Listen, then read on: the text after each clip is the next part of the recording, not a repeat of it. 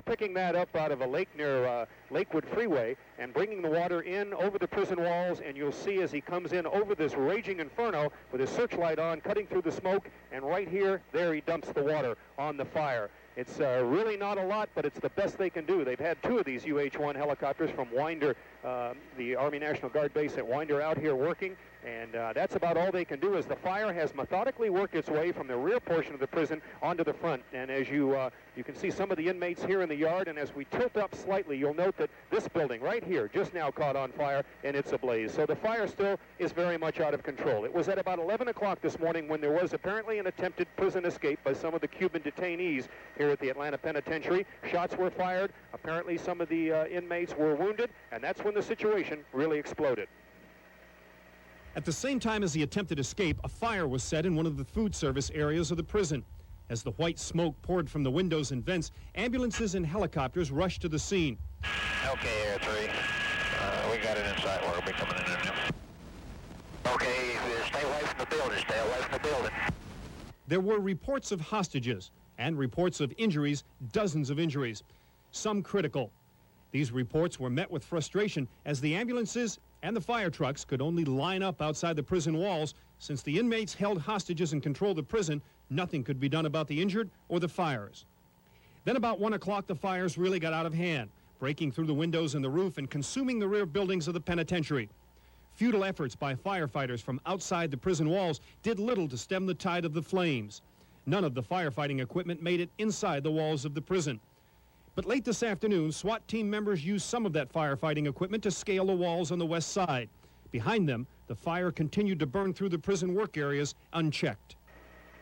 And it's not clear now whether or not the upper hand has been gained, but my guess is that certainly not. The fire still burns out of control here, as you can see. Policemen ring the area. There are police helicopters that circle it as the fires burn unchecked, moving the inmates, we've noticed, forward. They were in the rear portion of the prison, but now as the fire burns its way forward through these buildings, we can see them moving in a large group across the prison grounds. There's a group of them huddled right there by the corner of that building, wondering where to go next. Of course, all they have left is the front gate and the cell block area itself. So the fire is literally pushing them forward. Neil Craig has been following this situation from ground level. Neil, what's been happening there? Bruce, an awful lot of news people, as you can imagine, here on McDonough Avenue, strung out across the entire front of this mammoth U.S. penitentiary that's been used in recent years for only Cuban detainees. And as night falls over this big institution, it's an eerie sight behind us. Even in the black sky, we can see the black smoke, and once in a while, some orange flames. As you said, this fire and uprising started late this morning and has gotten worse throughout the day. Clouds of smoke hovering over the prison throughout most of the day proved that the uprising was far from under control. Atlanta police and fire department officials were at the ready outside, but they were not called in by federal officials to assist. It all seemed to have started in the factory area of the prison. It's rapidly spread to other areas of the institution. We have some hostages. We don't know how many. We do have some injuries on both. We don't know how many or the particulars. On both? On both sides, detainees as well as staff. Federal officials released few details during the afternoon. The families of some of the detainees inside eavesdropped on a prison radio. One woman heard her detainee husband talking to the guards. She's all right. They're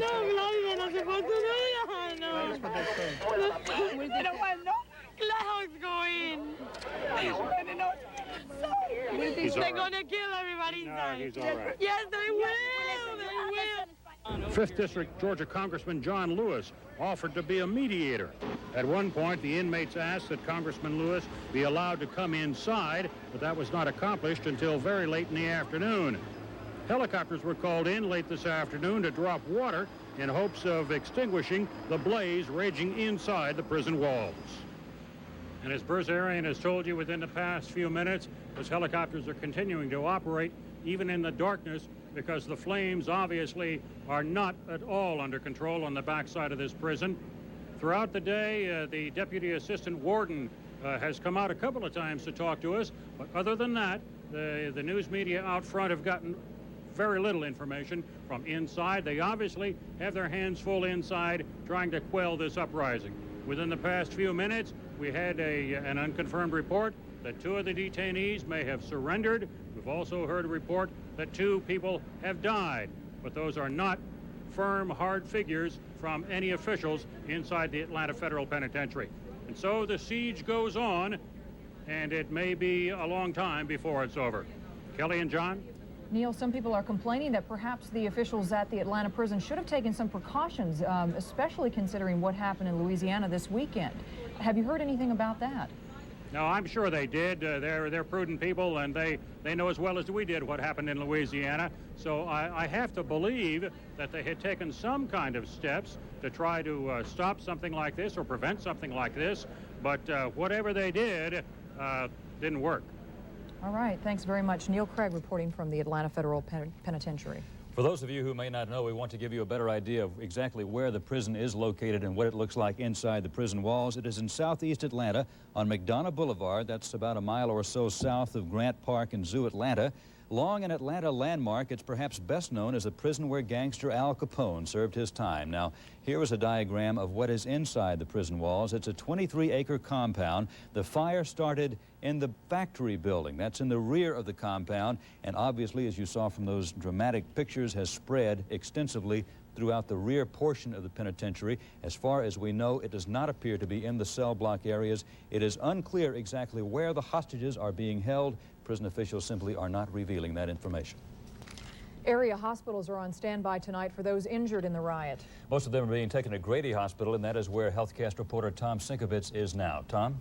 Well, John, Grady is one of 11 hospitals which have been on full alert throughout the day, anticipating an influx of the victims from the uprising. Like you, they have all heard here, the emergency medical personnel, that dozens of people have been injured so far. There has been very little proof of that, although the reports persist that there are more injured down there. I'll give you an idea of how frustrating it must be. Georgia Baptist Life Flight helicopters have been sitting on the ground outside the compound walls all day long, waiting to get in to pick up the injured they have heard about. They cannot get in there, A, because the situation is apparently very dangerous, and B, because most of those who are injured are apparently, if they are in fact injured, still being held hostage. Now, at Grady Hospital today, 10 people who were injured did in fact arrive at the hospital. 5 of them, we can now tell you, were Cuban prisoners who had gunshot wounds. They are not in critical condition, but obviously because they are gunshot wounds, they have to be considered serious wounds. 2 corrections officers were among those injured. They had wounds to their shoulders, consistent with the kind of wounds you would see if they were involved in a riot. Another prisoner and another corrections officer had seizures. Perhaps smoke inhalation might have been involved in those injuries. None of those injuries, we should point out to you tonight, is life-threatening at this particular point.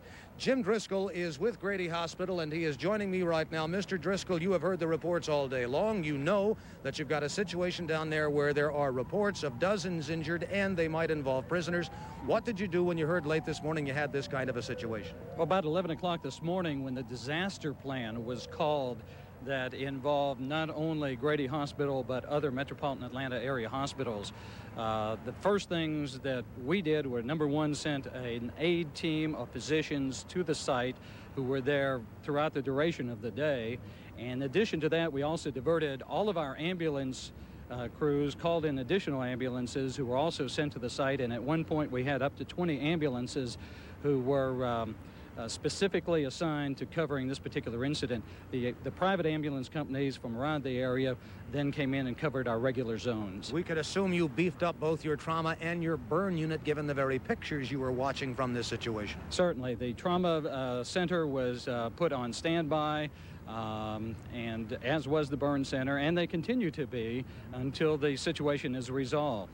All right, so you are still working under the premise that there may be injured down there and that you might be seeing some influx of the injured if there is any resolution to this situation. Certainly, we have to. We want to prepare for the worst and hope for the best. All right, Mr. Driscoll, thank you very much. I know it's been a very busy day for you. The name of the game here at Grady Hospital and at 10 other hospitals throughout the Atlanta area right now is wait for some kind of resolution to this situation to see exactly how many people are injured. John and Kelly? Tom, we've heard reports of at least 1, possibly 2 deaths. Have you heard anything that would confirm those reports. I have heard nothing beyond what I'm hearing on our own news accounts. If there have been fatalities, John, they did not arrive here. Only 10 people did. None of them is in danger of losing his life at this point.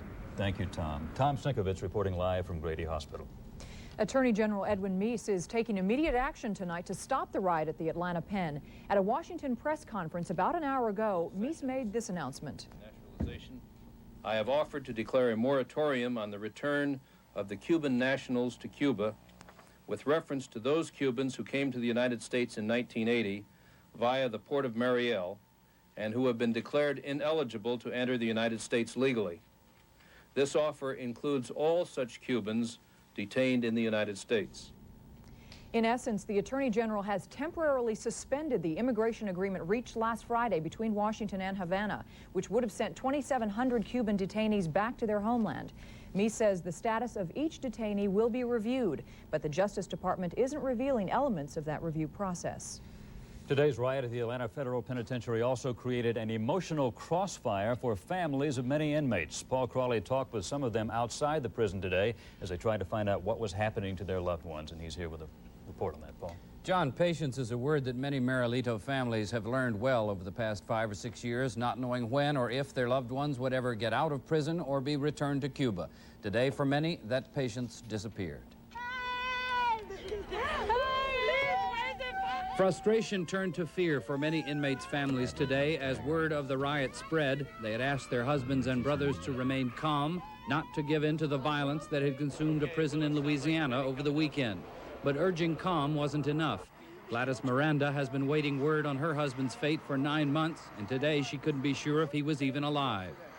Told me everything was fine yesterday, and that they're going to find out starting this week what's going on, what's going to happen. But I don't know exactly what's going to happen because what they're doing is not right.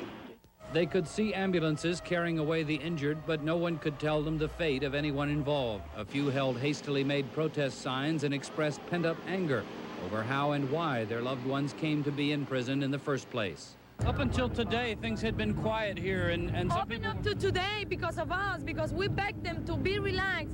But if they knew about what happened in Louisiana, how can they be relaxed when they know they're going to go to Cuba? Obviously, Secretary of State Meese's announcement, rather Attorney General Meese's announcement earlier, as you just saw, is possibly going to be welcome news to these families that, at least for the moment, this deportation agreement with Cuba is being suspended. As to whether or not that will relieve the situation at the pen, John, of course we don't know, and the families still want to know what the fate of their loved ones is. Were the families surprised by this? Was there any way to gauge that this sort of thing would happen, this type of reaction to the announcement of this agreement with Cuba? I think that they were hoping that this wouldn't happen. As the woman said, many of them had urged their husbands, their brothers, their sons to remain calm at the pen, hoping that what happened here didn't happen in Louisiana. But this is, of course, a maximum security prison, whereas Louisiana is a minimum security. Louisiana, too, a lot of those inmates had actually been transferred from here earlier in the year and were actually under a process where they might, in fact, have been released after immigration hearings. So many of these were probably even more hardened criminals than the ones who were in Louisiana. All right. Thank you, Paul. Coming up, we'll have more on the uprising of the Cuban prisoners. We'll have a report on the inferno at the Atlanta Pen and an apparent catch-22 for firefighters.